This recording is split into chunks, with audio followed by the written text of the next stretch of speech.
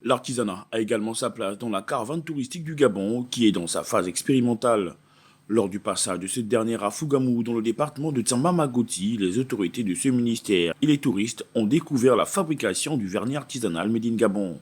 Une activité menée par un jeune Gabonais. J'utilise la liane, que chez nous en langue qu'on appelle Lubam, après qu'on appelle Maboulou, sur la langue d'ici.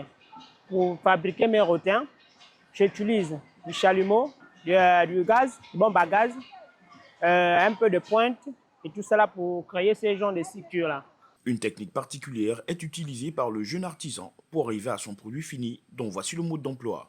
J'utilise la résine d'un bois qu'on appelle chez nous en langue du ragang.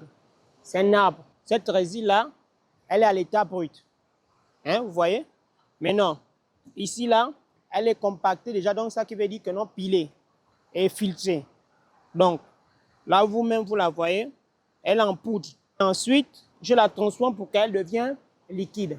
Je le fais cuire dans une marmite, donc avec une braise à feu doux. Je la remue, quand elle devient lourde, après je la sors du feu, que je la laisse un peu se refroidir. Présent lors de cette excursion dans le département de Tsamba-Magoti, la délégation du ministère du Tourisme et de l'Artisanat, via le directeur général de l'Artisanat, s'est montré rassurant au plaidoyer du jeune artisan. Ce qui nous anime ici, c'est de trouver des voies et moyens pour pouvoir accompagner cet artisan pour que demain, il arrive non seulement à produire en grande quantité, mais qu'il le commercialise, afin qu'il vive de son art.